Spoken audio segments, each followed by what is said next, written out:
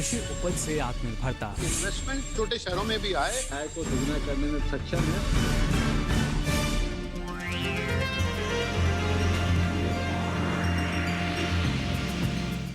नमस्कार, आप सभी का स्वागत हमारे खास कार्यक्रम विचार विमर्श में। मैं हूं मुकुल शर्मा। घर हो या खेती का हो काम, मेहनत करती वो सुबह से लेकर शाम, अपने बलबूते नित नए पाए मुकाम, उन्हीं महिला किसानों को हम कर रहे हैं आज सलाम। जी हां, आज खास तौर से विचार विमर्श में हम बात करेंगे महिला किसान दिवस पर। उसके लिए हमारे साथ खास मेहमान भी जुड़ेंगे। जब हम महिलाओं की बात करते हैं, वो महिलाएं जो कि हमारे समाज में पूजनीय हैं, और खास तौर से पूजनीय होने का मतलब ये नहीं कि उनको चार दीवारी में बंद कर दिया जाए। कृषि क्षेत्र की भी अगर हम बात करते हैं तो करीब 6 से 7 करोड़ से भी ज़्यादा जो महिलाएं हैं वो इस क्षेत्र में अपनी महत्वपूर्ण भूमिका निभा रही हैं रोज़ाना। और इसके साथ साथ अब शायद कोई ऐसा क्षेत्र नहीं बचा है जहां पर महिलाएं पुरुषों से पीछे हों। और अब से एक दशक पहले की अगर बात की जाए तो अक्सर हम ये सुनते थे कि जो महिलाएं हैं पुरुषों के कंधे से कंधा मिलाकर चल रही हैं, लेकिन ये कहना अतिशयोक्ति नहीं होगी। आज के समय में वही महिलाएं एक कदम पुरुषों से आगे भी निकल रही हैं। और खासतौर से जब हम महिला किसानों की बात करते हैं, हर कोई जानता है, घर की हम बात करें काम की या खेती की बात हो, पशुपालन की बात हो, सारे काम में एक सामंजस्य बिठाना और किसी के बस की बात नजर नहीं आती, लेकिन महिलाएं हैं जो कि इस काम को मुमकिन कर पा रही हैं। आज खासतौर से उन्हीं के जो काम है उनको हम आपको बताएंगे और आपको आज खासतौर से जानकारी देंगे स्टार्टअप्स को लेकर भी। जी हाँ, स्टार्टअप से सफलता, महिला किसान दिवस पर विशेष, इस पर आज आपको हम जानकारी देंगे विचार विमर्श में। और इसके लिए हमारे साथ कई खास मेहमान जो हैं वो जुड़े हैं, उनका परिचय आपसे हम करा देते हैं। डॉक्टर विनीता जी हमारे साथ जुड़ी हैं हैदराबाद से, आप उपनिदेशक हैं जेंडर स्टडीज़ की। इनसे हम जानकारी लेंगे किस तरीके से महिला किसान जो हैं वो अपने बलबूते नए आयाम जो हैं वो गढ़ रही हैं, साथ ही नए मुकाम पा रही हैं। और हमारे साथ जो स्टूडियो में खास मेहमान हैं इनसे भी आपका हम परिचय करा दें। हमारे साथ मौजूद हैं डॉक्टर ऋतु सिंह जी, आप विशेषज्ञ हैं गृह विज्ञान की केवी उच्चवाद नई दिल्ली से। साथ ही डॉक्टर शालिनी गौड़ हमारे साथ यहाँ मौजूद हैं, आप वैज्ञानिक हैं, खाद्य एवं कटाई उपरांत प्रौद्योगिकी संभाग, भारतीय कृषि अनुसंधान संस्थान पूसा नई दिल्ली से। और साथ ही हमारे साथ कर्नाटका से जुड़े हैं डॉक्टर AS वास्त्रा जी। बहुत बहुत स्वागत आपका भी हमारे आज के इस खास कार्यक्रम में। तो जो हमारे साथ खास मेहमान हैं उनका परिचय हमने आपको कराया, लेकिन जब बात की जाती है महिला किसानों की, हालांकि ये किसी परिचय का मोहताज नहीं है, लेकिन जब स्टार्टअप से सफलता हम देखते हैं तो आवश्यक हो जाता है कि ये जो अभी तक क्या सफ़र रहा है इसके बारे में हमारे जो दर्शक हैं, जो महिला किसान हैं वो भी जानें। तो आइए इस खास रिपोर्ट पर नज़र डालते हैं, फिर इस चर्चा को आगे बढ़ाते हैं। विज्ञान, राजनीति, चिकित्सा, खेल, कला और कृषि आदि सभी क्षेत्रों में महिलाएं पुरुषों के कंधे से कंधा मिलाकर काम कर रही हैं। कृषि क्षेत्र के विकास और खेती को समृद्ध बनाने में भी महिलाओं का काफी अहम योगदान है और कृषि तेजी से महिलाओं का कार्यक्षेत्र बनता जा रहा है। कृषि क्षेत्र में 80% आर्थिक रूप से सक्रिय महिलाएं हैं। इनमें से लगभग 33% महिलाएं कृषि मजदूरों के तौर पर और 48% स्वरोजगारी महिला किसान के तौर पर काम कर रही हैं। इतना ही नहीं, कृषि क्षेत्र में स्टार्टअप्स को लेकर भी महिलाएं काफी आगे बढ़ रही हैं। स्टार्टअप्स आज व्यवसाय की जनसांख्यिकीय विशिष्टता को बदल रहे हैं।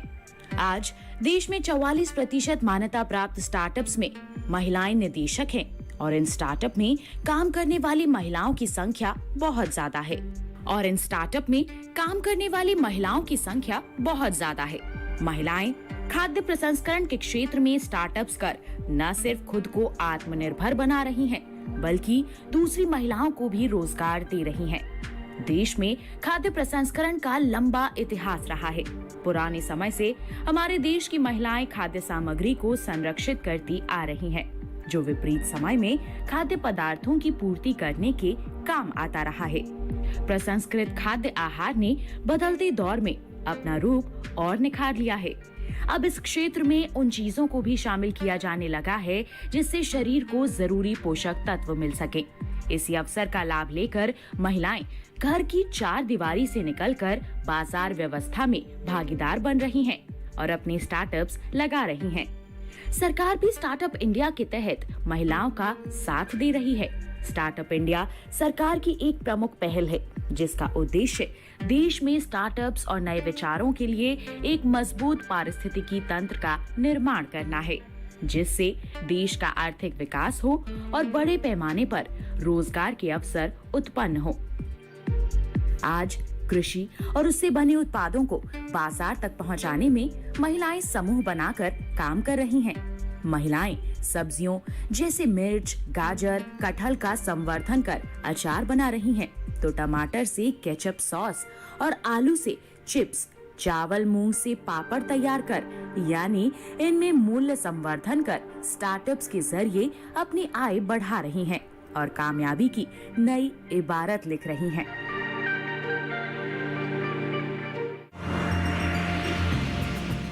तो देखा आपने, ना सिर्फ कृषि क्षेत्र की हम बात करें बल्कि किसी भी क्षेत्र में जो महिलाएं हैं अब पीछे नहीं हैं, और कृषि क्षेत्र में तो लगातार अपनी मौजूदगी या हम कह सकते हैं जो उनका महत्व है अब हर कोई समझने लगा है, और महिला किसानों का जो लोहा है हर कोई मानने भी लगा है। लेकिन किस तरीके से ये बदलाव हुआ, क्योंकि आज के समय की अगर बात की जाए तो आज एक अलग तस्वीर नजर आती है महिला किसानों की। इस बारे में डॉक्टर ऋतु आपसे सबसे पहले हम जानना चाहेंगे किस तरीके की भूमिका रही खासतौर से हमारी महिला किसानों की और जो बदलाव हम देखते हैं। जी, जैसे कृषि में हम बात करें खासकर महिलाओं की, तो लगभग 80% महिलाएं जो है हमारी कृषि कार्यों में जुड़ी हुई हैं। बस ये है कि उनका नाम साथ में महिला कृषक के रूप में नहीं आता था। कृषक हमेशा हम पुरुष ही सोचते थे, पर अब काफ़ी बदलाव आया है, क्योंकि महिलाएं भी इन चीज़ों की पूरी जानकारी, कृषि में चाहे जब बिजाई हो या उसकी दवाई डालनी हो, छिड़काव करना हो, कटाई करनी हो, उन सब में महिलाएं अब धीरे धीरे आगे आ रही हैं, क्योंकि वो भी हम जैसे हमारे कृषि विज्ञान केंद्र देश के हर जिले में है, तो हम देखते हैं कि अब महिलाएं भी बढ़ चढ़कर हमारे हर कार्यक्रम में हिस्सा ले रही हैं। यानी कि बदलाव आ रहा है धीरे धीरे, और महिलाएं भी उस ज्ञान को, कृषि के ज्ञान को पूरी तरीके से लेना चाहती हैं, ताकि सबका मकसद यही है कि हमारी उपज अच्छी हो ही हो और हमारा काम भी अच्छा चल सके। जी बिल्कुल, और खासतौर से ना सिर्फ उपज या जो हमारा काम है वो सुचारू रूप से हो, बल्कि जब देश को आत्मनिर्भर बनाने की हम बात करते हैं तो उसमें भी महत्वपूर्ण भूमिका हमारी महिला किसानों की नजर आती है। इस बारे में डॉक्टर विनीता आपसे हम जानकारी लेना चाहेंगे। अगर बात की जाए, क्योंकि जैसा अभी डॉक्टर ऋतु ने भी कहा कि हम अक्सर बात करते हैं अन्नदाता की, लेकिन शायद अन्नपूर्णा जो है उनको पीछे छोड़ देते हैं। ऐसी स्थिति जो है पहले जरूर नजर आती थी, लेकिन आज के समय में एक बड़ा बदलाव हम देखते हैं। जब भी हम अन्नदाता की बात करते हैं, हमारे दिमाग में एक पुरुष किसान का छवि सामने आता है, जबकि हकीकत ये है कि जैसा कि अभी उन्होंने कहा कि 80% से ज्यादा का योगदान महिला किसान कर रही है, लेकिन उनको सामने में उनका और इसका रिकॉग्निशन नहीं मिल रहा, उनको पहचान नहीं दिया जा रहा। तो अभी इसलिए इस संदर्भ में बहुत जरूरी है कि हम अन्नपूर्णा पर ध्यान दें, और अन्नपूर्णा ना कि सिर्फ उपज ही कर रही है, वो घर में भी, वो घर में अपने परिवार के लिए वो अन्न का जो खाना बनाती है उसमें भी उनका योगदान है। और क्या बना के देना, घर जो खाद्य एवं पोषक सुरक्षा की बात करते हैं, फूड एंड न्यूट्रिशन की बात करते हैं, वहाँ भी महिला का काफी इसमें उनका योगदान है। तो खेत में भी है, घर में भी है, हर जगह वो अन्नपूर्णा का अपना रोल निभा रही है। तो उनको इस रोल को और हमें आगे ले जाना है। और अगर हम अभी एग्री स्टार्टअप की बात कर रहे हैं, तो एग्री स्टार्टअप में भी महिला किसान को हम देखते हैं कि अभी वो काफी छोटे स्तर पे छोटा और लघु उद्योग के तौर पे वो कर रही है। तो अभी इसलिए हमें ये जरूरत है कि उन्हें हमें आगे ले जाए, ताकि वो हम किसानों की आमदनी को दोगुनी करने की बात कर रहे हैं। तो यहाँ पर हमारे इस अन्नपूर्णा की काफी उनको फोकस करने की जरूरत है, क्योंकि हमारा कृषि अब महिला प्रधान होने लगा है। तो जहाँ कृषि भारत में महिला प्रधान है, वहाँ पर अन्नपूर्णा को ध्यान देना, उनपे हमारा फोकस डालना बहुत जरूरी है। अगर हम दोगुनी इनकम करना चाहते हैं, 10,000 FPO का निर्माण करना चाहते हैं आने 2-3 वर्षों में, तो यहाँ पर महिला पर फोकस करने की काफी जरूरत है। जी बिल्कुल, और वो जो ज़रूरत है उसको हम देख भी सकते हैं। भले ही हमारा जो समाज है पुरुष प्रधानता वाला कहलाया जाता हो, लेकिन कृषि क्षेत्र की जो हकीकत है वो यही है कि यहाँ पर महिला प्रधानता है, और इस बात को हमें स्वीकार करना होगा। क्योंकि स्टार्टअप्स में भी आप देखें तो एक अलग मौजूदगी जो है वो महिला किसानों की हमें नज़र आती है। इस बारे में डॉक्टर शालिनी आपकी राय हम जानना चाहेंगे। खासतौर से स्टार्टअप की बात की जाए या हम प्रोसेसिंग की बात करें या नए एंटरप्रेन्योर्स की हम बात करें, तो अलग अलग अब यहाँ पर अवसर हैं, संभावनाएँ यहाँ मौजूद हैं, जिसमें जो देश की महिला किसान है वो नई तस्वीर में हमें नजर आती हैं। जी मुकुल जी, सबसे पहले तो मैं एक बात कहना चाहूँगी कि कृषि की शुरुआत दरअसल इतिहासकार यही कहते हैं कि कृषि की शुरुआत दरअसल महिलाओं ने ही की थी जी। वही क्योंकि पुरुष जो थे वो शिकार करने के लिए निकल जाते थे और महिलाएं ही अलग अलग किस्मों के अच्छी किस्मों के बीज इकट्ठा करती थी। वो देखती थी कि किस तरह से इसका प्रजनन होता है, किस तरह से इस पौधे को आगे बढ़ाया जा सकता है, किसकी कटाई लगेगी, किसकी कब इसको ज़मीन में डालना है, कब कैसे इसको संरक्षित रखना है, किस तरह से बीजों को सही तरीके से रखना है। तो कृषि की जननी दरअसल महिला ही है। तो इस बात से मैं शुरुआत करते हुए अपनी बात को कहना चाहूँगी कि किसानी की जो शुरुआत की थी वो महिलाओं ने ही की थी और आगे भी उनका योगदान बढ़ता ही रहा है। और आज भी पुरुषों के साथ लगकर मैं जहाँ भी गाँव में जाती हूँ, ट्रेनिंग्स देने के लिए जाते हैं, प्रशिक्षण के लिए जाते हैं, हम लोग हमेशा देखते हैं कि पोषण सुरक्षा से लेके किस तरह का बीज लेना है, किस तरीके से जब उनकी फसलों में कुछ रोग हो जाता है तो किस तरह से उसका प्रबंधन करना है, उसके लिए महिला किसान भी बहुत ज़्यादा जागरूक रहती हैं और वो बहुत अपने प्रश्न पूछती हैं कि मेरी फसल में इस तरह से इसका समाधान क्या होगा। तो मैंने अभी तक जितना भी देखा है फील्ड में जाके महिला किसानों का बहुत योगदान रहता है। और स्टार्टअप्स की जहाँ तक बात की जाए तो एग्री स्टार्टअप्स में एक बहुत ही महत्वपूर्ण अंग रहता है खाद्य प्रसंस्करण का। और खाद्य प्रसंस्करण के लिए हमारे देश में अपार सीमाएं हैं और हमारे देश की खासतौर से सांस्कृतिक जो धरोहर है जी, सांस्कृतिक धरोहर है, जो हमारे कदन हैं, ऐसे अनाज जिनको हम लोग अपने रोजमर्रा के भोजन में डालना भूल ही गए हैं, उनको किस तरह से प्रसंस्कृत करके पुराने तरीकों से उसको बना के और नए तरीकों से उसको प्रसंस्कृत करके आगे लाना है, किस तरीके से फल और सब्जियों को प्रसंस्कृत करके आगे उनको संरक्षित करना है, कैसे उसका भंडारण करना है, कैसे पैकिंग करना है, उसको हम लोग देखते हैं कि महिलाओं का स्टार्टअप्स में बहुत ही अग्रणीय रोल रहा है। जी बिल्कुल। और जैसा आपने कहा कि जो जननी है, हम अक्सर सुनते आए हैं लगातार, क्योंकि इस बात पे जिक्र भी होता है, आवश्यकता आविष्कार की जननी कही जाती है और तमाम आवश्यकताओं की पूर्ति के लिए हम देखते हैं हमारी जो महिला किसान हैं वो किस तरीके से मेहनत करती हैं। बहरहाल अगर स्टार्टअप्स की हम बात करें, उसके ज़रिए कैसे सफलता लगातार हम अर्जित कर रहे हैं, इस बारे में डॉक्टर एस वास्त्रा आपसे भी हम जानना चाहेंगे। क्या स्थिति आप देखते हैं और खासतौर से स्टार्टअप की अगर बात की जाए, क्या कुछ इसमें और संभावनाएं आपको नजर आती हैं? हमारे जो फील्ड्स फार्मर्स जो है उसके तो पुरुष प्रधान समाज की वजह से उनके नाम पे होता है, लेकिन खास करके काम जो महिलाएं ही करती रहती है और ये आज भी चलता रहा है। और यही एक बात है कि जब भी महिलाएं कुछ करना चाहते हैं तो ये चीजें उनकी बाधा बन जाती है जी। इसी की वजह से अभी जो भारत सरकार ने जो आरके रफ्तार का खास करके जो मुहिम शुरू की है उसके हिसाब से बहुत सारे सुविधाएं महिलाओं को मिल रही है। और ऐसा नहीं है कि वो काम कर रहे हैं, शिक्षित महिला भी अभी आगे आ रहे हैं ताकि ज़्यादा से ज़्यादा टेक्नोलॉजी एग्रीकल्चर में आ सके और जो डबलिंग जो फार्मर इनकम जो है वो जल्द से जल्द हो सके। और इसके हिसाब से द एग्रीकल्चर यूनिवर्सिटी कृषि एग्री बिजनेस इंक्यूबेटर जो है उनका कंडीशंस ऐसा है कि जरूरी नहीं है कि आप शिक्षित हो, अगर आपके पास ऐसी कुछ आइडियाज है जहां वो कमर्शलाइज कर सकते हैं और उनका ये खास करके उसको हेल्प करने के लिए हमने पूरी तरह से तैयारी कर रखी है। और उनके सहायता एक कंपनी बनानी हो या उनके सोच या आइडिया है जो कमर्शलाइजेशन के लिए जो भी हो, कंपनी रजिस्ट्रेशन हो, पेटेंट और इंटेलेक्चुअल प्रॉपर्टी का रजिस्ट्रेशन हो, और उसके साथ साथ फंडिंग और मेंटरिंग भी दिया जाता है। और खास करके हमारे यहाँ जो भी सिलेक्ट होते हैं 2 महीने के ट्रेनिंग दी जा सकती है।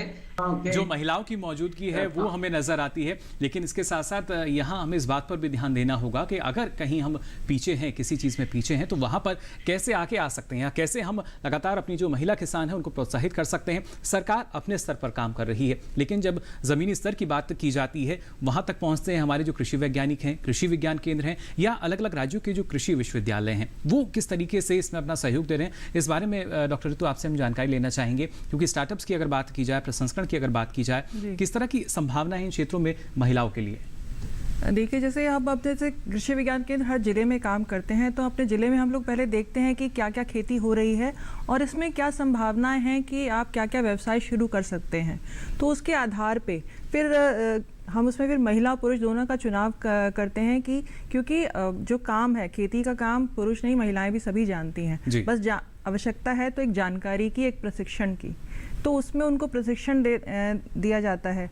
और आप यकीन नहीं मानेंगे, जैसे हमारे यहाँ पे माली प्रशिक्षण कार्यक्रम, मधुमक्खी पालन, मशरूम उत्पादन, ये सब प्रशिक्षण होते हैं। पर अभी पिछले 2-3 सालों से हम देख रहे हैं कि इसमें महिलाएं भी बढ़ चढ़ कर भाग ले रही हैं। क्योंकि हमें भी ये काम सीखना है, हमें भी काम करना है। तो यानी कि वो जानने की बस जरूरत है उनको जानकारी की जी, और तकनीकी जानकारी की खासकर, तो इसमें जिसमें महिलाएं ले सकें और एक आय अर्जित कर सकें। तो इस तरीके से हम लोग कृषि विज्ञान केंद्र उनको खासकर बढ़ चढ़कर उनको बुलाते भी हैं कि हाँ आप लीजिए अगर आपको जानकारी की आवश्यकता है तो। जी बिल्कुल। साथ ही डॉक्टर विनीता जी आपसे भी समझना चाहेंगे, जैसा डॉक्टर ऋतु ने यहाँ पर बताया कि किस तरीके से अब महिलाओं की जो भागीदारी है वो बढ़ी है, और खासतौर से आंकड़े भी हम देखें तो सीधे तौर पर जो स्थिति है वो साफ दिखती है कि अलग अलग, अगर हम खेती के कार्यों की बात करें, घर के कार्यों की बात करें, पशुपालन से संबंधित कार्यों की बात करें, तो अब हर जगह जो महिलाएं हैं अपनी मौजूदगी दर्ज करा रही हैं। और उसी कड़ी में जब स्टार्टअप्स की हम बात करते हैं तो वहां पर तो और भी ज्यादा बेहतर अवसर जो हैं महिलाओं के लिए नजर आते हैं।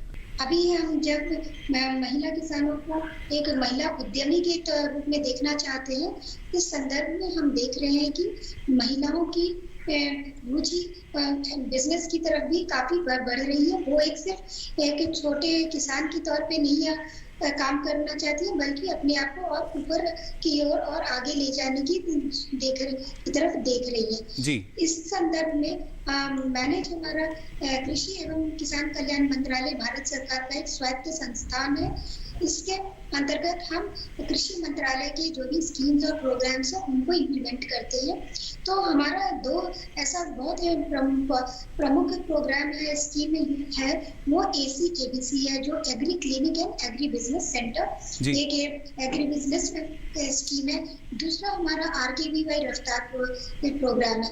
ये दोनों ही अगर प्रोग्राम की अगर हम सफलता की बात करें और इसमें महिलाओं की भागीदारी की बात करें तो हम देखते हैं कि हमारा ACABC जो agree clinic and agri business centre का जो स्कीम है, इसमें भी अभी तक हमारे संस्थान के द्वारा करीब 3000 से ऊपर महिलाओं ने प्रशिक्षण प्राप्त किया है, और उनमें से करीब 1900 महिलाएं हैं जिन्होंने अपनी बिजनेस को सफलतापूर्वक स्थापित किया है जी। अगर हम RKVY रफ्तार प्रोग्राम की भी बात करें तो ये भी एक प्रोग्राम है जिसमें भारत सरकार महिलाओं को और राज्य सरकार दोनों का योगदान से बिजनेस को बढ़ावा दिया जा रहा है। और इसमें भी अगर हम महिलाओं की भागीदारी की बात करें तो काफी सारी महिलाएं हमारे इस स्कीम से भी लाभ उठा चुकी है।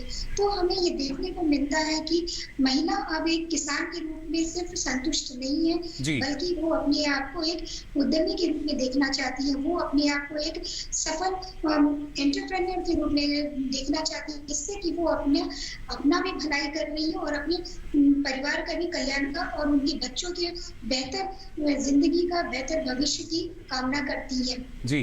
इन सब संदर्भों में देखते हैं कि ये एक प्रमुख कारण है क्यों महिलाएं आगे आके अपने आप को एक छोटे स्तर से आगे की ओर ले जाना चाहती हैं और एक ज्यादा से ज्यादा मुनाफा अपने जो भी वो कार्य कर रही है उसमें वो अर्जित करना चाहती है। और वे एंटरप्रेन्योरशिप एग्री स्टार्टअप्स ये एक बहुत ही सफल योजना है जिसके अंतर्गत वो अपने सपनों को साकार करते हुए देखना चाहती है और वो अपने सपने की ओर आगे बढ़ भी रही है।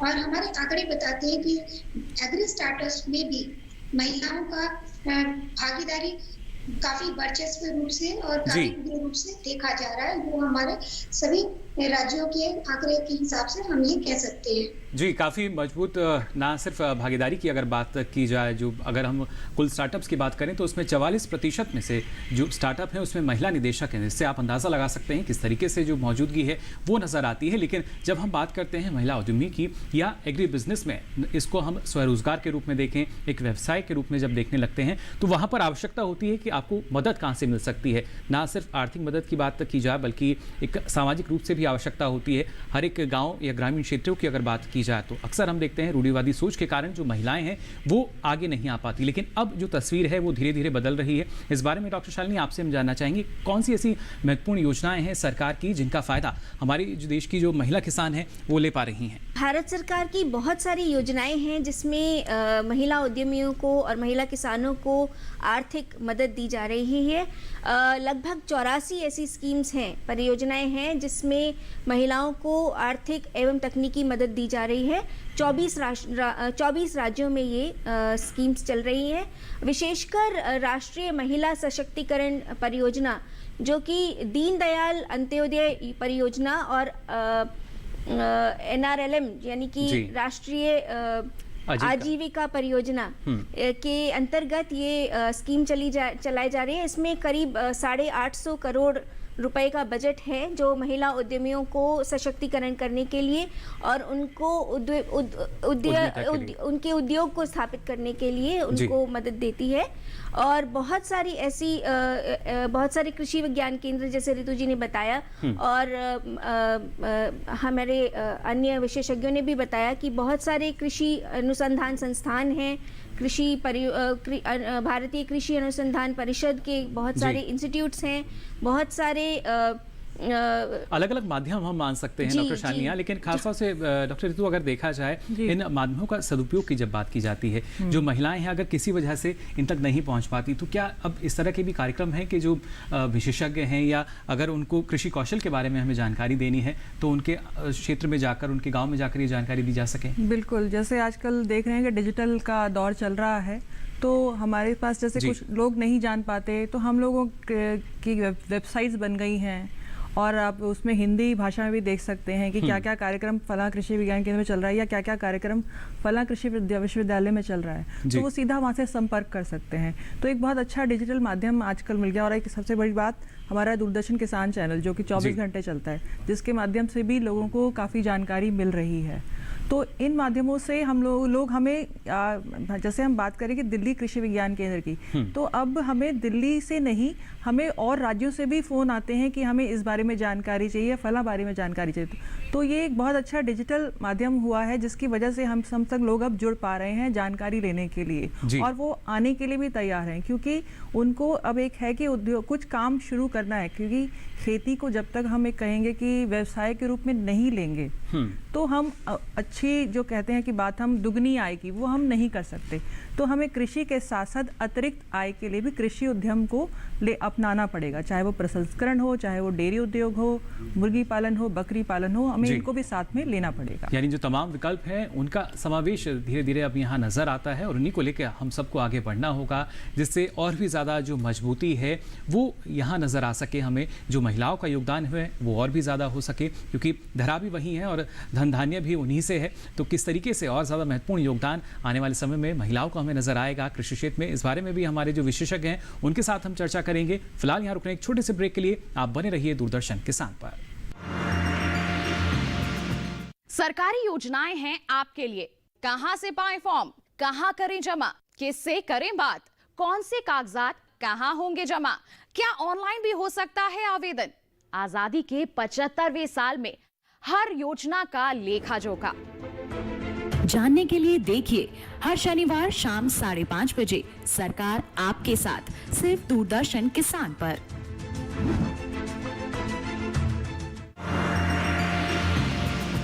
ब्रेक के बाद आप सभी का एक बार फिर स्वागत विचार विमर्श में। आज हम बात कर रहे हैं स्टार्टअप से सफलता की, जो यहाँ महिला किसान दिवस पर विशेष आज ये जो चर्चा है हम यहाँ पर कर रहे हैं हमारे खास मेहमानों के साथ। और ब्रेक पे जाने से पहले आपने जाना भी किस तरह की मौजूदगी है महिला किसानों की हमारे देश में, और खासतौर से जब स्टार्टअप की हम बात करते हैं तो वहाँ पर किस तरह की और असीम संभावनाएं हमें नज़र आती हैं, अनेकों अवसर हैं, लेकिन उनको अपनाना, उनके बारे में सारी जानकारी लेना और इसके लिए क्या कुछ हम कर सकते हैं इस पर भी ध्यान देना बेहद ज़रूरी है। अब आइए रुक कर लेते हैं डॉक्टर एस वास्त्रा जी का, कर्नाटक से जो हमारे साथ जुड़े हैं। डॉक्टर एस वास्त्रा जी, जानना चाहेंगे आपसे, जिस तरीके से आपने बताया कि जो अगर खासतौर से कर्नाटक क्षेत्र की हम बात करते हैं, अलग अलग उत्पाद हैं जो तैयार किए जाते हैं प्रसंस्करण के जरिए, अब जो महिलाओं की रुचि है वो ज़्यादा आने लगी है। जैसा कि डॉक्टर विनीता भी बात कर रही थी कि एग्री बिजनेस से और ज़्यादा उनको फ़ायदा कैसे लेना है, अब इसमें महिलाएं भी रुचि दिखाती हैं। ये ठीक है। जहाँ तक हमारा संस्थान की बात है तो हमारे यहाँ एग्रीकल्चर से जुड़े हुए हर चीज़ के लिए सहायता मिलती है। हमारे यहाँ पे प्रोसेसिंग है, फूड टेक्नोलॉजी है, कम्युनिटी साइंस है और बहुत सारे कृषि विज्ञान केंद्र है। इसके जरिए हम महिलाओं को माला तक पहुँच सकते हैं।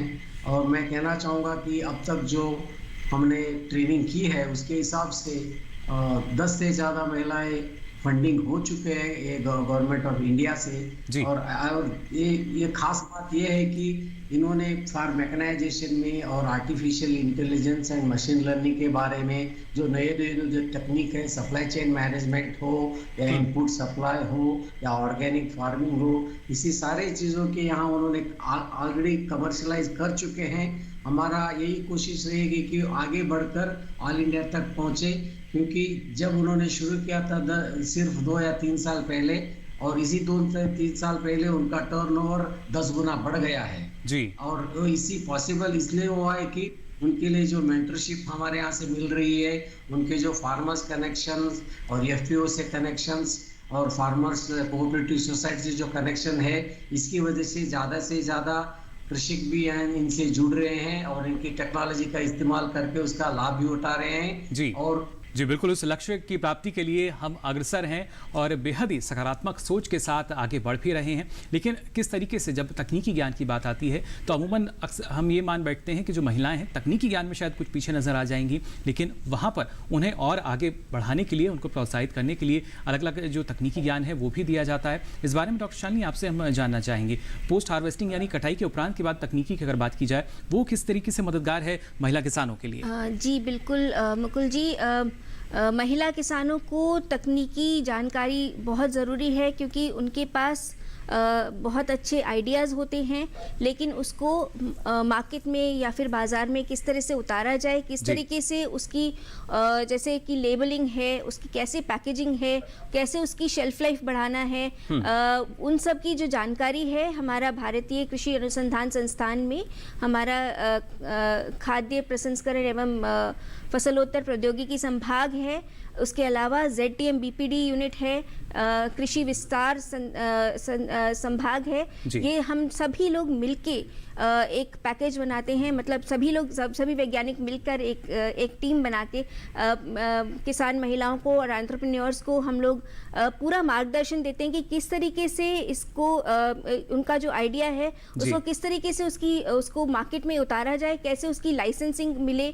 लाइसेंसिंग के लिए क्या क्या उनको करना है, पूरी हम लोग उनको रूपरेखा देते हैं और किस तरीके से उसकी प्राइसिंग करना है, किस समय पर इसको मार्केट में उतारना है, कैसे इसके अगर मार्केट में उतारना है तो उससे पहले हमें क्या क्या हमें तैयारियां रखनी होती हैं, वो सब जानकारी हम लोग प्रदान करते हैं। तो सारी जानकारी देखिए जो है वो लगातार दी जाती है और इस जानकारी को लेने के लिए भी जो रुचि है खासतौर से वो महिला किसानों में हमें नजर आती है। डॉक्टर विनीता, आपसे हम यहाँ जानना चाहेंगे, जिस तरीके से आपने बताया कि लेकिन एक बड़ा बदलाव जो हम देखें, ना सिर्फ तकनीकी रूप से देखा जाए बल्कि एक सामाजिक सोच में भी अब परिवर्तन नजर आने लगा है। पहले शायद इस तरह की स्थिति होती थी कि जो घर की महिलाएं हैं वो सिर्फ घर में ही काम करें या खेतों पर काम करें, लेकिन आज के समय में जब हम एग्री बिजनेस की बात करते हैं, कृषि में उद्यमिता की हम बात करते हैं, तो अब उन्हें ना सिर्फ कहा जाता है कि आप बाहर जाकर भी काम कर सकती हैं, बल्कि आर्थिक रूप से और मजबूत होने के लिए भी आवश्यक है ग्रामीण क्षेत्रों में भी। जी बिल्कुल मुकुल जी, आपने बिल्कुल सही कहा है, क्योंकि जब हम महिलाओं के उत्थान की बात करते हैं, उनके सशक्तिकरण की बात करते हैं, तो समाज एक बहुत महत्वपूर्ण घटक है, क्योंकि महिलाओं को जो जिस परिवेश में वो रहती है, जिस तरह के परिवार के बीच में वो रहती है, तो वहाँ पर उनको पूरा सहयोग देना, उनको हर कदम पे उनका साथ देना, ये बहुत जरूरी है। जहाँ अगर हम ACMAC प्रोग्राम की बात करते हैं, ये एक आवासीय प्रोग्राम है, ये 45 दिनों का आवासीय स्कीम है, जहाँ पर कैंडिडेट्स को 45 दिन आकर वहाँ अपने जो भी नियरेस्ट उनका नजदीकी से प्रशिक्षण केंद्र है, वहाँ जाकर प्रशिक्षण लेना होता है। अगर वहाँ उनके परिवार का सपोर्ट उनको नहीं है, सहयोग नहीं है, अगर परिवार उनके साथ खड़े नहीं है, तो महिलाएं इस तरह के स्कीम्स का लाभ बिल्कुल नहीं ले पाएंगी। मगर हम देख रहे हैं कि हमारे ACABC प्रोग्राम में भी हमने 3000 से ज्यादा महिलाओं को प्रशिक्षित किया है और 1900 लोग ऐसे हैं जिन्होंने सफलतापूर्वक अपना बिजनेस एस्टैब्लिश किया। तो यहाँ पर मैं परिवार को भी एक बहुत महत्वपूर्ण उनका योगदान मानती हूँ कि जिसके बिना महिला आगे नहीं बढ़ सकती है। और जैसा कि हम लोग यहाँ पर जेंडर स्टडीज की बात करते हैं, जैसा कि हम लोग इस विषय पर कार्य करते हैं, तो हम लोग देखते हैं कि परिवार का बहुत मुख्य योगदान है। तो यहाँ पर परिवार का, समाज का, जो उनके आस पड़ोस के पड़ोसी है, इन सब का बहुत महत्वपूर्ण योगदान रहता है, ताकि महिलाओं में एक हिचक होती है कि अगर हम कोई एक कदम आगे बढ़ा रहे हैं, अगर वो कदम सही नहीं हुआ, अगर वो उनका बिजनेस सही तरीके से नहीं हो पाया, अगर उन्हें कुछ नुकसान होता है, कुछ तो इसमें उनको काफी सारी चीज सुनने को मिल सकते हैं परिवार से, आस पड़ोस के लोगों से या समाज में। तो इस तरह के परिवेश, इस तरह के स्थिति से उनको उभारने की जरूरत है, वहां पर उनको प्रोत्साहन देने की जरूरत है। अगर परिवार और समाज उनके साथ है, तो महिला बिल्कुल अपने आप को आगे ले जा सकती है और अपने आप को आर्थिक रूप से मजबूत स्थापित कर पाएंगी। जी, और आगे जो महिलाएं हैं वो बढ़ भी रही हैं, तमाम चुनौतियां हों या ये बाधाएं हों, इनसे काफ़ी आगे अब जो महिलाएं हैं वो निकल रही हैं। लेकिन जैसा आपने कहा कि जो पारिवारिक जिम्मेदारी है उसका भी ख्याल जो महिलाएं हैं लगातार रखती हैं। इस बारे में डॉक्टर ऋतु आपसे हम जानना चाहेंगे, क्योंकि अगर हम यहाँ पर कृषि कौशल की बात करते हैं और अलग अलग कार्यक्रम हैं, अगर महिलाएं 2 घंटे का समय किसी प्रशिक्षण के लिए देना चाहती हैं तो उसका इंतजाम भी सरकार ने किया। अलग अलग कृषि विज्ञान केंद्रों की बात की जाए, विश्वविद्यालयों की हम बात करें, या जो हमारे प्रधानमंत्री कौशल विकास केंद्र हैं उनके जरिए भी सारी जानकारी दी जाती है, तो काफ़ी अहम है। बिल्कुल, बहुत अहम है, क्योंकि हमें प्रशिक्षण कार्यक्रम जो आयोजित करने हैं वो उनकी सुविधा के अनुसार, उनका समय देखते हुए करना है, ताकि वो अपने घर का भी काम करके आ सकें और फिर तभी प्रशिक्षण वो सही तरीके से ले पाएंगी कि जब वो निश्चिंत होगी कि हाँ, मैं अपना घर का काम कर आई हूँ और अब मैं प्रशिक्षण ले सकती हूँ। वो जानकारी उनको फिर तब वो पूरी तरीके से लेंगी और उसको फिर सुचारू रूप से आगे चलाएंगी। फिर जब प्रशिक्षण की बात आती है, उसके बाद होता है कि महिलाएं थोड़ा हिचकती हैं कि अकेले मैं कैसे करूँ, मैंने सीख तो लिया पर मैं अकेले कैसे करूँ। तो ऐसे में हम बात करते हैं कि जैसे हम 5 महिलाओं ने से ही एक ग्रुप हम लोगों का ट्रेनिंग का होता है, 20 से 25 लोगों का होता है, जैसे 5 महिलाएं उसमें हैं, तो कोई सब में एक एक गुण होता है, सभी में एक एक, किसी में बनाने का गुण है, किसी को पैकिंग का गुण है, किसी का मार्केटिंग का गुण है। तो हम ऐसे में क्या करते हैं, उनको एक समूह बनाने का भी काम करते हैं कि आप एक समूह बनाइए ताकि आप मिल के काम कर सकें। अगर आपकी लागत भी लग रही है, जिसमें आपको बैंक भी ऋण दे रहा है, पर आपकी लागत भी लगे तो आपको नुकसान उतना ना हो और फिर वो बाजार में उतर सके। तो इससे उनको एक कहेंगे शक्ति मिलती है कि हाँ, हम सभी मिल के कर रही हैं तो हम ये काम कर सकती हैं। तो ये बहुत अहम रोल है समूह का। अगर महिलाएं और आ भी रही हैं, ऐसे ही समूह काफी बन रहे हैं, इधर ही बन रहे हैं। और एक समूह तो कृषि सहाई करके है, वो महिलाओं का समूह क्या करता है कि धान की रोपाई से लेके कटाई तक का काम वो लेते है। जैसे कहते हैं ना टेंडर, उनको मिल जाता है टेंडर पूरा, तो वो महिलाएं पूरा धान की रोपाई करती हैं और कटाई तक का काम करती हैं और वो जिसका है उसको करके देती हैं। तो ये समूह बना तभी ये चीज़ संभव हो पाई। बिल्कुल, और ये जो एकत्रित होने वाली बात है, समूह की हम बात करें, स्वयं सहायता समूह के बारे में भी महिलाएं जो हैं वो जानती हैं, और अब FPO यानी जो हमारे किसान उत्पादक संगठन है, उनकी भी महत्वपूर्ण भूमिका है। इस बारे में डॉक्टर एस वास्त्रा जी आपसे हम समझना चाहेंगे किस तरीके से जो हमारे FPO हैं उनकी एक महत्वपूर्ण भूमिका नजर आती है, जो महिलाएं हैं उनको और ज़्यादा आगे बढ़ाने के लिए, उनको प्रोत्साहित करने के लिए। अभी जो 5000 से ज़्यादा FPO बनाने की जो ठान रखी है, इसके हिसाब से जो नाबार्ड भी है उसके हमारे साथ हाथ मिला रहे हैं। और ख़ास करके जो ट्रेनिंग जो चाहिए एक FPO चलाने के लिए, अभी जो बहुत सारे सेल्फ हेल्प ग्रुप जो है उन्हीं को अभी FPO में बदलना पड़ रहा है।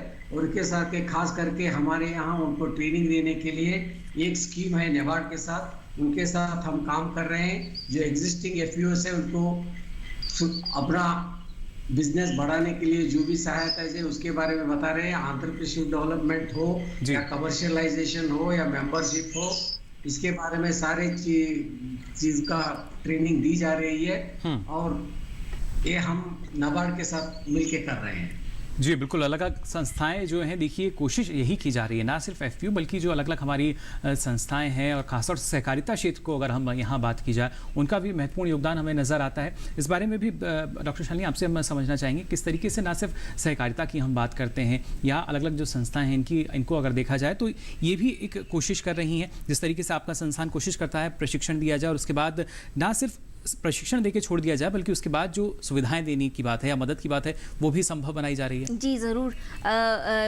महिला उद्यमियों को जिनको हम लोग टेक्निकल सपोर्ट देते हैं यानी कि तकनीकी सपोर्ट देते हैं, उसको सिर्फ ऐसा नहीं है कि परियोजना खत्म होने के बाद उनको छोड़ दिया जाता है, उनको हम लोग बहुत सारे ऐसे अपॉर्चुनिटीज़ देते हैं। हमारा ZTM BPD यूनिट है और उसके अलावा जो हमारा विस्तार संभाग है, ये हमारे यहाँ जितने भी मेले वगैरह होते हैं, जितने भी हमारे यहाँ इन मेलों में उनको अपने सामान की बिक्री करने का दिया जाता है तरीका, हमारे जैसे भारतीय कृषि अनुसंधान संस्थान में बीज उगाने की भी ट्रेनिंग दी जाती है। हर वर्ष 25 से 30 महिला किसानों को बीज उत्पादन की विशेषकर ट्रेनिंग दी जाती है। तो बीज इंडिया करके एक कंपनी भी बनाई हुई है, FPO है, तो एक कृषि मॉल भी बनाया हुआ है, तो वहाँ पर आके महिलाएं अपना उत्पादों को बिक्री कर सकती हैं और ना केवल उनको तकनीकी जानकारी बल्कि बेचने के लिए एक प्लेटफॉर्म भी दिया जाता है और बहुत सारे महिला उद्यमियों को लिंक करते हैं अलग अलग चेन्स में, वैल्यू चेन्स में, कि वो अपने उत्पाद को आगे बढ़ा सकें। जी बिल्कुल, ये देखिए लगातार कोशिश की जाती है कि कैसे जो हम अगर किसी उत्पाद के लिए महिलाएं अपनी रुचि दिखा रही हैं उस उत्पाद के बारे में पूरी जानकारी हम देते हैं। खासतौर से डॉक्टर, तुम जो अलग अलग उत्पाद हैं प्रसंस्करण क्षेत्र की हम बात करते हैं, तो ना सिर्फ जो महिलाएं हैं उस उत्पाद को घरेलू बाजार में भी उतारती हैं, मदद उनकी लगातार की जाती है और अब तो शायद स्थिति हम ये देखते हैं कि उसके निर्यात पर भी जो महिलाएं हैं वो रुचि लेती हैं और कई तो ऐसी हैं जो इस पर काम भी कर रही हैं। जी बिल्कुल, और क्योंकि अभी हमारी जैसे अभी देश में वैश्विक जो महामारी आई थी, इसने हमें स्वस्थ रहने के लिए काफ़ी कुछ सिखाया है। तो इसमें ही अगर से प्रसंस्करण की बात करें खाद्य उत्पाद, तो अब ऐसे ऐसे खाद्य उत्पाद आ रहे हैं जिनका हम लोग पहले खाने में रोज़ इस्तेमाल नहीं करते थे क्योंकि पोषणता उसमें बहुत ज़्यादा है। बात करें मोटे अनाजों की, उनका प्रसंस्करण कर हमारे यहाँ जैसे बाजरा का क्षेत्र है, हमारे यहाँ तो बाजरा होता है पर इसका खाद्य में इस्तेमाल नहीं होता। पर हमारा एक महिला समूह है जो कि गांव मित्राऊ में है स्थापित, तो उनका था कि हमें कि बाजरे पे कुछ उत्पाद बनाए, तो बाजरा बिस्किट उन्होंने शुरू किए बनाने और उससे 15 तरीके के बिस्किट उन्होंने हमारे केंद्र से प्रशिक्षण लेके बनाने शुरू किए। लाइसेंस भी उनको दिलवा दिया गया और उनको यही नहीं क्योंकि ऋण भी चाहिए था, तो उनको भारत सरकार की योजना है खादी विलेज कमीशन के तहत, उसके तहत उनको ऋण भी मिला और वो एक बेकरी यूनिट एक स्थापित हो गया और अब वो जो बिस्किट है ट्रेन से ही मतलब कहीं कि देश के कोने कोने पे जा रहा है, बॉम्बे तक चला गया है।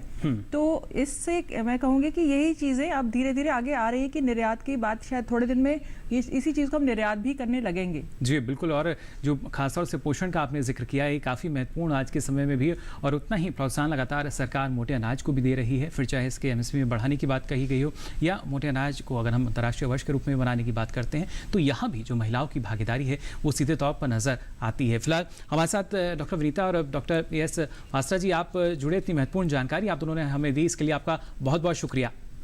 धन्यवाद। तो हमारे साथ कुछ और खास मेहमान भी जुड़ेंगे, उनका परिचय आपसे हम कराएंगे। फिलहाल यहाँ रुकने एक छोटे से ब्रेक के लिए, जल्द हाजिर होंगे, आप बने रहिए दूरदर्शन किसान पर।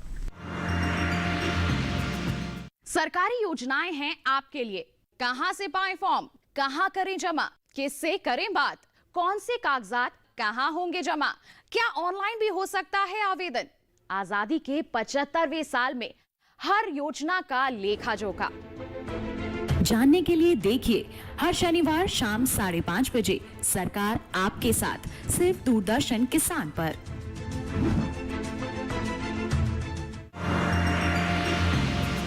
ब्रेक के बाद आप सभी का एक बार फिर स्वागत विचार विमर्श में। आज लगातार आपको हम जानकारी दे रहे हैं स्टार्टअप से सफलता, जी हाँ, और खासतौर से महिला किसानों की जो भागीदारी है, क्योंकि मौका है महिला किसान दिवस का। ऐसे में जानना ज़रूरी हो जाता है कि कैसे अब स्टार्टअप में भी जो महिलाएं हैं अपनी बढ़ चढ़ कर मौजूदगी दर्ज करा रही हैं। और कर्नाटका की बात की जाए, हैदराबाद की बात की जाए, इन राज्यों में जो स्थिति है वो तो आपने यहाँ पर जानी भी, लेकिन राजस्थान की अगर हम बात करें जहाँ पर एक अलग ही तस्वीर उभर कर आती है, जो किसान है, लेकिन यहाँ भी जो महिला किसान हैं अब बढ़ चढ़कर ना सिर्फ जो स्टार्टअप है उसमें आगे आ रही हैं, बल्कि कोशिश कर रही हैं जो एग्री बिजनेस, जो हम एक शब्द अब बोलते हैं, ना सिर्फ कृषि बल्कि एग्री बिजनेस, यानी जो उसमें उद्यमिता और रोजगार की संभावनाएं हैं, उनमें भी अब अपनी रुचि दिखा रही हैं। इस बारे में और जानकारी देने के लिए हमारे साथ जुड़े हैं रमेश मित्तल जी, नियम राजस्थान से। रमेश जी, बहुत बहुत स्वागत आपका। धन्यवाद। डॉक्टर रमेश, जानना चाहेंगे आपसे सबसे पहले हम, अगर राजस्थान जैसे राज्य की बात की जाए जहां पर जो महिला किसान है, अमूमन यही मान लिया जाता है कि जो महिलाएं हैं सिर्फ घर या खेतों में ही काम कर रही हैं, किस तरह की चुनौतियां भी रहती हैं और जो महिलाएं हैं कैसे वो अब आगे आ रही हैं? देखिए, यहाँ पर मैं एक बात बताना चाहूंगा कि हमें ये नहीं भुलाना चाहिए कि जो महिला किसान है उनकी वजह से ही हमारे देश में हरित क्रांति आई जी। और महिला किसान शुरू से ही महत्वपूर्ण रही हैं और आप देखेंगे खेत में जितने पुरुष काम करते थे उनसे कहीं ज्यादा महिलाओं ने काम किया है जी। और वो घर भी चलाती रही हैं और उन्होंने खेती में भी काम किया है, खेती में नवाचार भी किया है जी। और अब आप देखेंगे कि वो जो अभी अगर हम महिलाओं की बात करेंगे तो शिक्षा के क्षेत्र में भी आगे आए हैं, वो पढ़ लिख भी गए हैं, कुछ उसमें से इंजीनियर बन रहे हैं, कुछ उसमें से मैनेजमेंट की तरफ जा रहे हैं। तो जो किसानों के जो बच्चे हैं, जिसमें लड़कियां विशेष तौर पे मैं कहना चाहूंगा, वो काफी तरक्की कर रही हैं और वो कृषि उद्यमी बन रही हैं जी। तो राजस्थान उसमें से आप जानते हैं कि एक ऐसी धरती रही है जो कि एक उद्यमिता के लिए जानी जाती रही जी। और राजस्थान की जो उद्यमी है पूरे देश और विदेश सभी जगह काम कर रहे हैं और इसी तरह से कृषि में भी यहाँ की जो महिलाएं हैं या लड़कियां हैं वो आगे आ रही हैं और कृषि में वो नवाचार कर रहे हैं, कृषि के स्टार्टअप्स आ रहे हैं और वो आगे बढ़ रही हैं और हमारे संस्थान जो है इसी में आगे काम कर रहा है और इस तरह की अवसर इन लोगों को उपलब्ध करा रहा है, जिसके बारे में मैं आपको समय समय पर विस्तार पे बताता रहूंगा। जी बिल्कुल। और खासतौर से डॉक्टर शालिनी, आपसे हम समझना चाहेंगे, क्योंकि राजस्थान जैसे राज्य की भी अगर बात की जाए, जो डॉक्टर रमेश ने हमें बताया कि किस तरीके से अब जो महिलाएं हैं बढ़ चढ़ कर हिस्सा लेती हैं, जानने के लिए उत्सुक रहती हैं और संस्थान जो है इनका वो उनको प्रोत्साहित भी कर रहा है। लेकिन क्या इसमें आपको लगता है जो तकनीकी ज्ञान की हम बात करते हैं, जो टेक्निकल नॉलेज है, वो अब ज़्यादा दी जाती है, इस वजह से महिलाएं काफ़ी आगे आ रही हैं? जी बिल्कुल। जितने भी प्रशिक्षण कार्यक्रम होते हैं अब उनमें ध्यान रखा जाता है कि महिलाओं का भागीदारी बहुत अच्छे से हो जी। और जब भी अभी जैसे कि हम देख रहे हैं कि जैसे मित्तल जी ने कहा कि पढ़ी लिखी महिलाएं भी बहुत सारी कृषि में हैं और बहुत सारी कृषि वैज्ञानिक जो हैं वो महिलाएं ही हैं। तो जितने भी हम कृषि प्रशिक्षण कार्यक्रम करते हैं उसमें कोशिश करते हैं कि जितनी ज़्यादा से ज़्यादा महिलाएं आगे आएं उतना अच्छा रहता है। और खासकर जब पोषण सुरक्षा की बात आती है, जब किसी प्रसंस्करण की बात आती है, तो ये सबसे पहले हमारा जो विकल्प होता है वो महिलाओं की ट्रेनिंग के लिए ही होता है। और कई बार आप मानेंगे कि नहीं कि कई बार ऐसा होता है कि पहली बार जब हम गांव में जाते हैं तो बहुत मुश्किल होती है कि घूंघट उघाड़ के वो लोग बैठे, और पुरुष वैज्ञानिक जब जाते हैं तो वो इतनी आराम से खुल के नहीं आती। लेकिन महिला वैज्ञानिक जब प्रशिक्षण देने के लिए जब जाती हैं तो बहुत खुल के वो लोग भागीदारी निभा पाती हैं और उससे वो जब एक बार तकनीकी उनको जानकारी मिल जाती है, उनको कॉन्फिडेंस आ जाता है, तब वो आगे आके 2-3 मीटिंग्स के बाद वो बहुत अच्छे से अपने रोजगार के लिए तैयार हो जाती हैं कि हाँ इस तरह का उत्पाद हम बना सकते हैं। उनके अंदर कॉन्फिडेंस आता है कि हाँ इस तरह का उद्यम हम कर सकती हैं। जी बिल्कुल, एक नया जो आत्मविश्वास है यानी वो सीधे तौर पर नजर आता है। और खासतौर से राजस्थान की भी अगर बात की जाए, हमने देखा था हाल ही में 2 मैनेजमेंट की छात्राएं जो राजस्थान और हरियाणा से ताल्लुक रखती थीं, जिन्होंने पशुपालन क्षेत्र को ऑनलाइन लाया और वहाँ पर बढ़ चढ़कर हिस्सा लिया और एक अलग नया जो स्टार्टअप हम कह सकते हैं, एंटरप्रेन्योर जो हैं वो बनी, जिसमें अच्छा खासा लाभ जो है उनको मिल रहा है। साथ ही डॉक्टर रमेश, जानना चाहेंगे आपसे, जैसा आपने बताया कि हर एक स्तर पर कोशिश यहाँ की जा रही है संस्थान द्वारा, जो महिलाएं आती हैं उनको मदद की जाए, लेकिन सबसे ज़्यादा रुचि जो है वो किस में लेती हैं? प्रसंस्करण की अगर हम बात करते हैं या जो दूसरे क्षेत्र हैं उनके लिए? देखिए, मैं बताऊं, एग्रो प्रोसेसिंग में आ रही हैं, वैल्यू एडिशन में आ रही हैं, आर्टिफिशियल इंटेलिजेंस जिसे हम AI कहते हैं उसमें भी आ रही हैं जी, IoT में आ रही हैं, प्रिसीजन फार्मिंग में भी आ रही हैं, एग्री लॉजिस्टिक और सप्लाई चेन अगर हम बात करें उसमें भी आ रही हैं, फार्म मैकेनाइजेशन में भी नए नए नवाचार हो रहे हैं। और आप देखिए, ऑर्गेनिक फार्मिंग तो एक बहुत बड़ा क्षेत्र है जिसमें महिलाएं बहुत ही बढ़ चढ़ करके भाग ले रही हैं। उसके अलावा नेचुरल रिसोर्स मैनेजमेंट है, उसकी भी हम बात करेंगे तो उसमें भी महिलाएं बहुत ज्यादा आगे आई हैं। और रिन्यूएबल एनर्जी है उसमें आगे आ रही हैं, वेस्ट टू वेल्थ है उसमें भी बहुत सारी महिलाएं आगे आई हैं, एनिमल हस्बेंड्री है उसमें भी हमारे यहाँ से महिलाएं आगे आई हैं। फिशरी और सेकेंडरी एग्रीकल्चर जैसे जो क्षेत्र हैं वहां पर भी महिलाओं के योगदान को हम छोटा नहीं कह सकते, काफी बड़ा योगदान उनका रहा है। जी बिल्कुल रहा है, और लगातार जो महिला किसान है हमारी वो अपनी मौजूदगी दर्ज करा रही हैं। शायद ही कोई ऐसा क्षेत्र हो, हमें याद तो फिलहाल नहीं आ रहा कि जिसमें महिलाएं हमें पीछे नजर आती हों, लेकिन अगर कहीं स्थिति अगर ऐसी नजर आई भी है तो वहाँ पर सरकार के प्रयास यही हैं कि उन महिलाओं को और आगे लाया जाए और ज़्यादा प्रोत्साहित किया जाए। साथ ही डॉक्टर ऋतु, आपसे भी हम जानना चाहेंगे, हम नवाचार की हम बात करते हैं, यानी इनोवेशन की बात होती है हमारे देश में, और उसी के तहत ही स्टार्टअप की बात की जाए या एंटरप्रेन्योर की हम बात करें, ये शुरुआत हुई थी, और आज के समय में शायद इसमें ज़्यादा जो महिला किसान हैं हमारी वो जुड़ी हुई हैं। जी बिल्कुल, बहुत अच्छा जुड़ रही हैं, क्योंकि उनके पास, जैसे डॉक्टर शालिनी ने बताया था कि आइडियाज़ उनके पास होते हैं, बस उनके आइडियाज़ को हमने आगे लेकर आना है, ताकि एक तकनीकी जानकारी और एक आइडिया अगर ये मिल के निकलेगा तो बहुत अच्छा कहेंगे नवाचार निकलेगा, और जिससे एक सफलता प्राप्त होगी।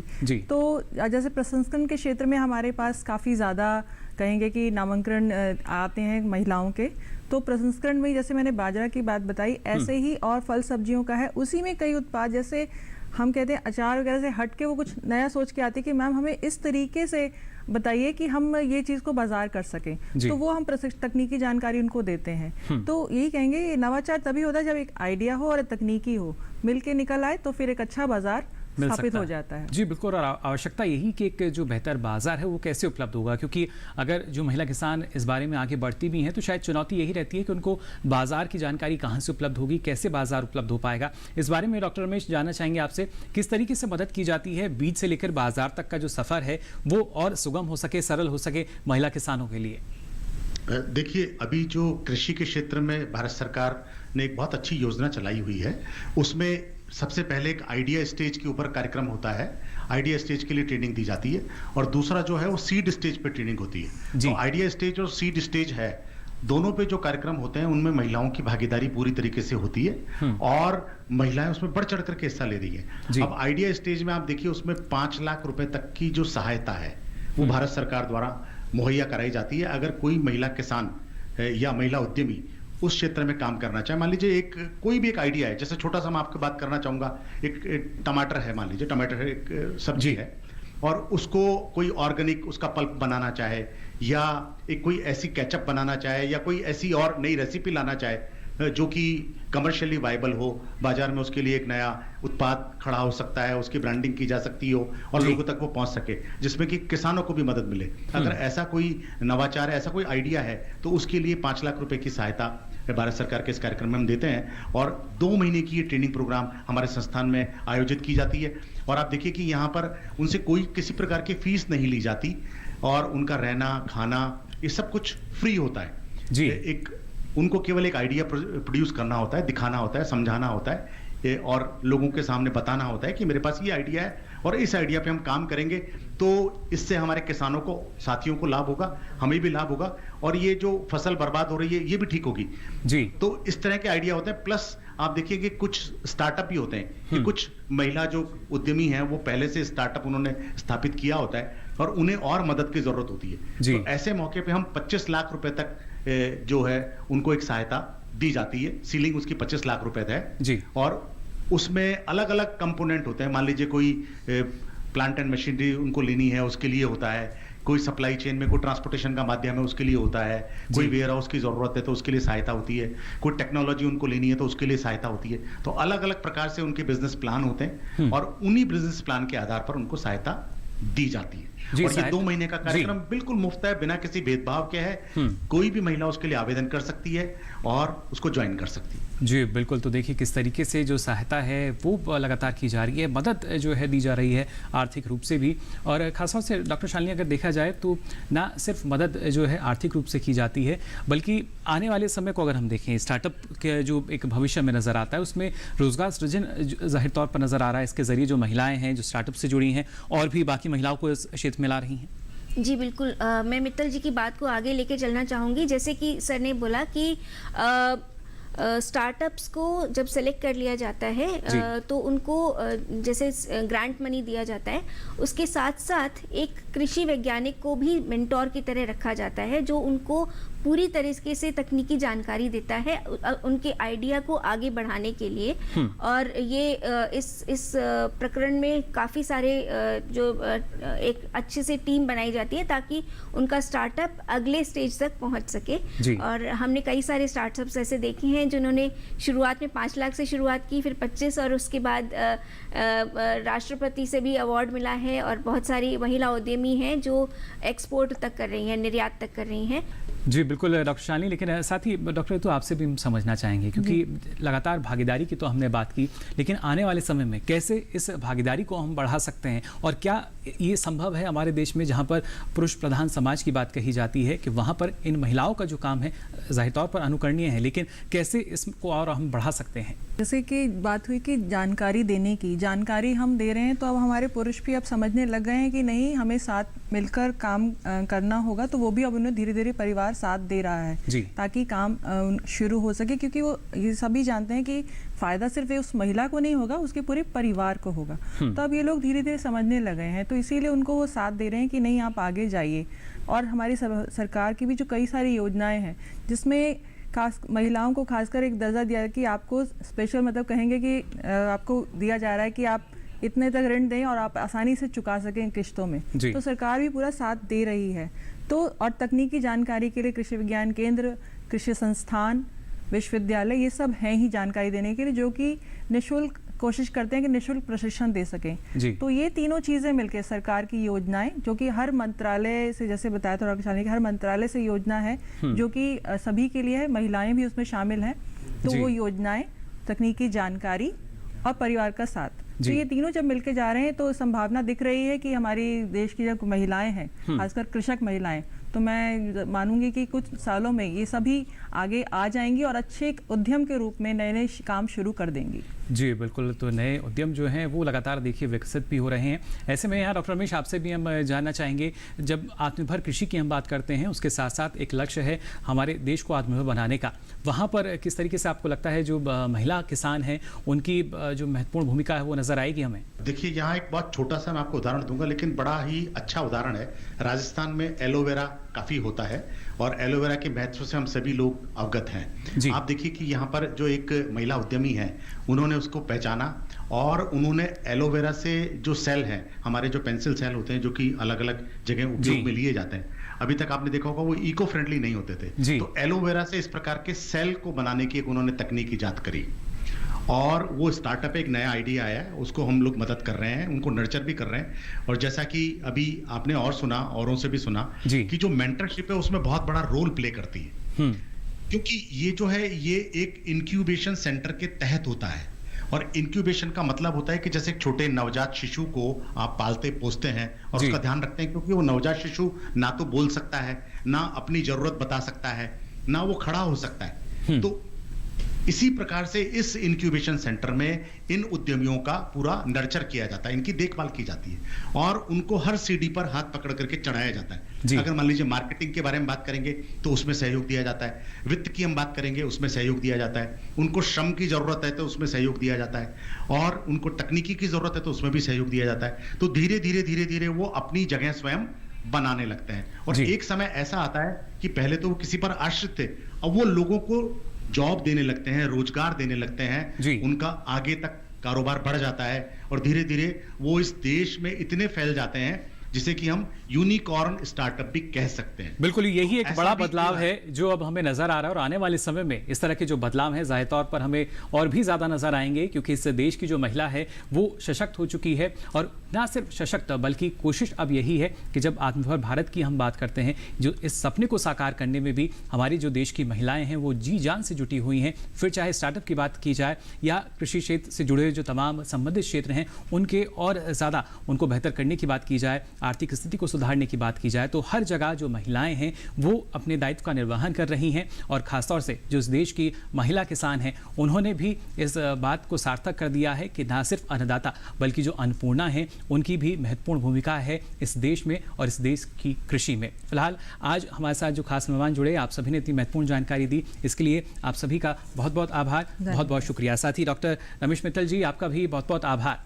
तो जाना आपने किस तरीके से हमारे देश की जो महिला किसान हैं वो लगातार अपनी महत्वपूर्ण भूमिका निभा रही हैं, अपना योगदान दे रही हैं इस देश को आत्मनिर्भर बनाने के लिए। फिलहाल आपको बता दें, आप हमारे इस कार्यक्रम को डीडी किसान के यूट्यूब चैनल पर भी देख सकते हैं। इसके लिए आपकी टीवी स्क्रीन पर जो QR कोड आ रहा है इसे आप स्कैन कीजिए, फिर ये सारी जानकारी आप ले सकेंगे यूट्यूब के माध्यम से कभी भी कहीं भी। तो आज के लिए इस खास कार्यक्रम विचार विमर्श में बस इतना ही। फिर हाजिर होंगे नई जानकारी के साथ, तब तक के लिए दीजिए इजाजत। नमस्कार।